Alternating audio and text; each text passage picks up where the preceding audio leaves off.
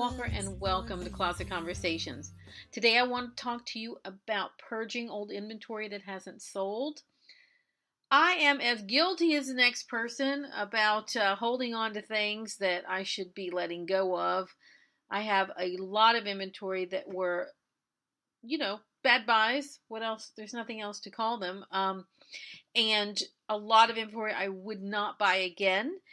Yet I have money in it, and I had tried to get some money out of it by trying to trade it in or sell it at the buy-sell trade places like Buffalo Exchange, Crossroads Trading, Second Street, Wasteland, to name a few.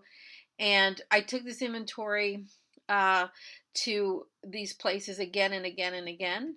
And at each time they would, find things they wanted. But it got to the point where it's diminishing returns. Like, it's just not worth it to me to haul 8 IKEA bags worth of stuff around indefinitely, hoping that a different buyer on a different day will see things that they like. So it's a new year, and I really want to purge this old inventory.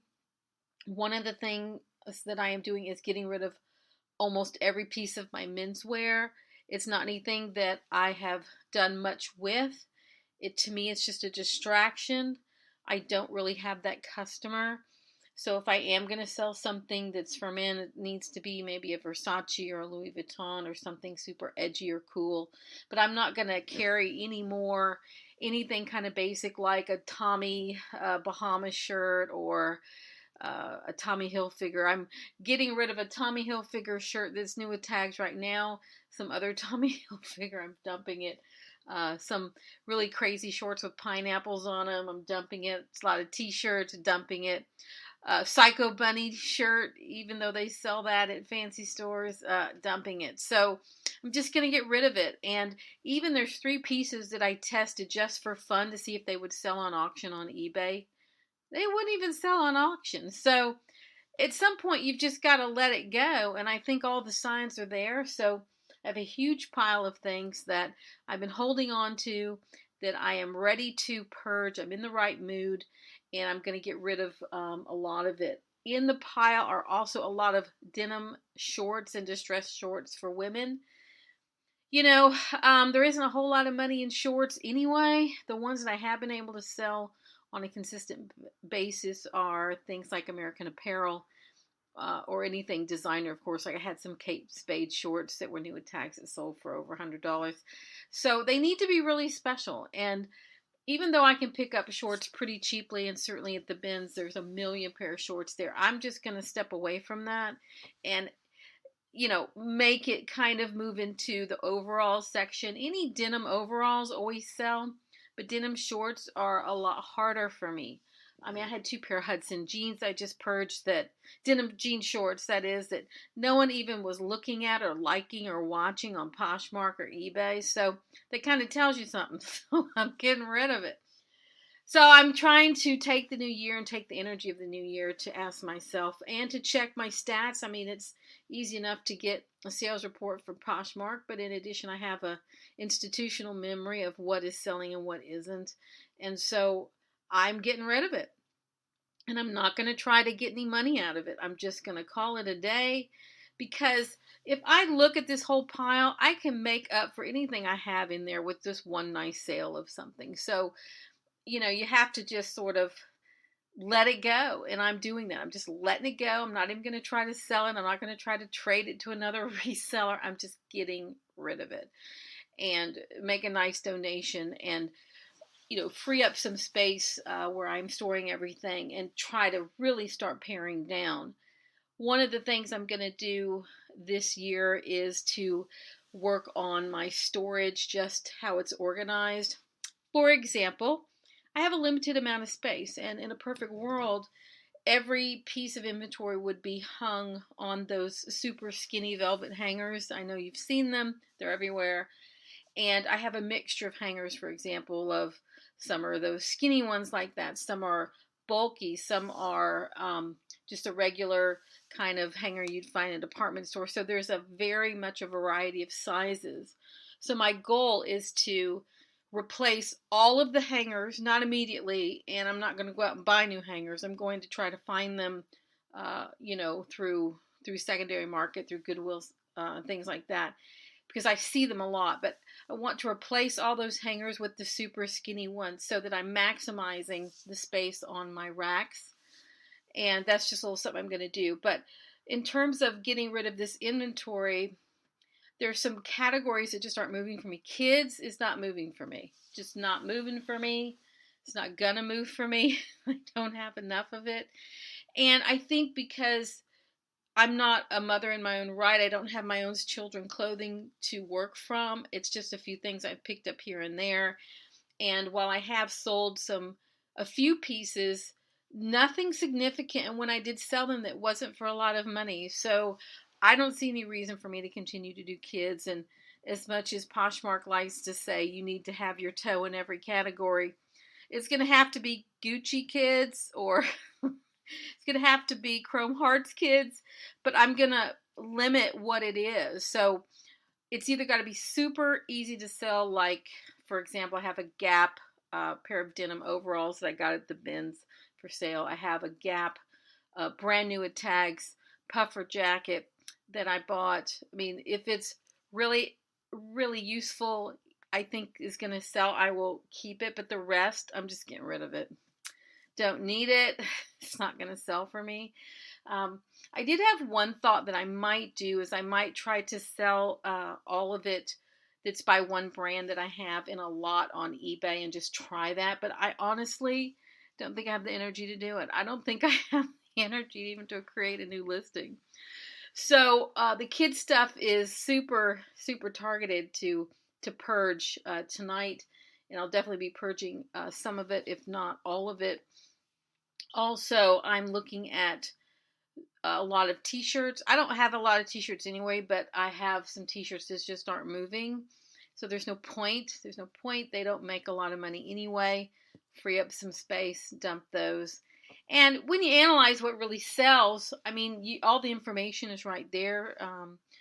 I've traditionally sold a lot of shoes, which always surprises me, a lot of cowboy boots, a lot of handbags, and a lot of designer goods. And I feel like I have this variety of things in my closet, and I like doing that, don't get me wrong. But when you analyze what's selling, I'd much rather sell one big item, of course. Like I have a Moschino handbag I sold for $1,195 on Poshmark. That doesn't happen every day, and you have to supplement those big sales with regular sales. But what I don't have to do is carry brands that just are going to be more work to process than will garner in the amount if I sell it. So I'm serious about purging. My friends don't think I am because they know me. I'm a undiagnosed hoarder, I think, of things, and so it'll be no surprise to hear that I have a lot of inventory that is unlisted or undealt with. So I am definitely one of those people who enjoys the hunt and the buying a lot more than the listing, for sure. And so I have all of the evidence that is that is happening for me. So again, it's a new year. It's 2020. I'm going to purge some brands that aren't moving, some styles that are too conservative. I don't do much with jeans anyway, and so I may purge some jeans that if I never sold a pair of jeans, it'd be all right with me. But other people do better in that category, so I'm going to look to the jeans. There are a few pair of shoes that I think I need to just pitch or perhaps rephotograph. I'm not sure. In terms of relisting, I rephotographed a dress the other day that had been marked down to as low as like $20, $30 on Poshmark. It was this beautiful Karen Millen dress, and I couldn't understand why no one had bought it. And so the other day, I always get this little nudge like, you really should relist that, repost it. So I took new pictures, reposted it, and then got a $100 offer on it this week. And so I took that. So that's $80. So sometimes just refreshing and reposting with pictures is going to help refreshen the inventory. But it was a dress I considered sending the thread up, and I'm glad I didn't. I'm glad I sold on my own. I never would probably get $80 any other way. So yeah, I'm really focused on that tonight. I think it's important. We all should take a really close look at what we have, and there's no shortage out there at all of inventory. And I'm sure that someone could benefit by this donation that I'm about to make. Perhaps it's someone who needs it. Perhaps it's another reseller who has a different audience. But it's time. It's time to move it out, move it along its way, and call it a day. So this is my Friday night. I'm looking at categories. Let's recap. I'm looking at categories that aren't moving. I'm looking at styles that aren't moving.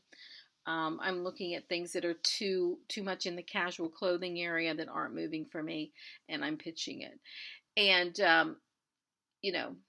just do it. Get rid of it. Call it a day.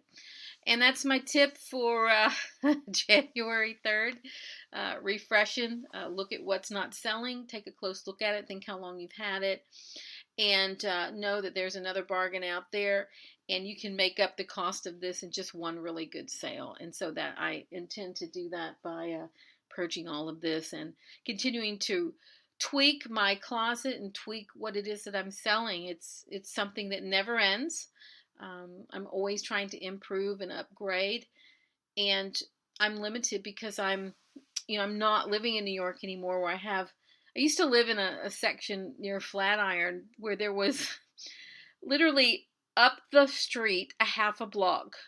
To the right was one sample sale, and to the left was another sample sale place where they always had sample sales going on.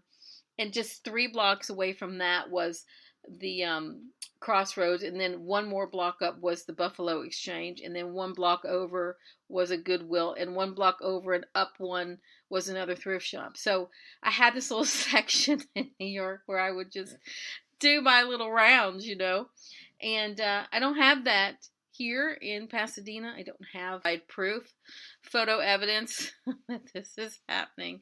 So it's a step. And so again, I have in a different podcast talked about my goals for 2020. I want to double my income on Poshmark and double the income for last year on eBay.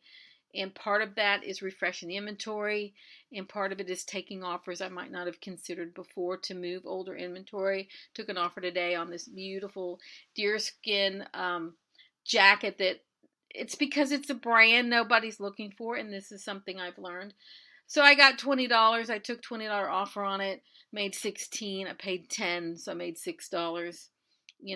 Got rid of it and learned that it wasn't moving for me. And I think that's the key, is what's moving and what isn't. And I have to learn from that and refresh my inventory accordingly. So this is Jennie Walker with Closet Conversations. I have this little personal goal to try to do a podcast every single night. I do not know if I have 365 things to talk about, but we're going to see. We're going to see how it goes. So we'll just see. You'll either love it or not. So we'll see. But anyway, listenership is going up. My stats are improving, and I think it's because I have the podcast on a lot of new outlets, and I'm also doing more consistent podcasting, which is why I'm going to challenge myself to try to do one at least every week, hopefully every other day, and in a perfect world, every night. If y'all can handle it, we'll see. We'll see if I can handle it. So there we have it. This is Jennie Walker with Closet Conversations, and I look forward to having you with me on a future episode.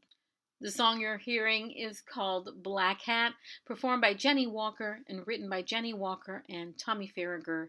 It's available on iTunes worldwide as part of the album Night Flight to London. It's available now.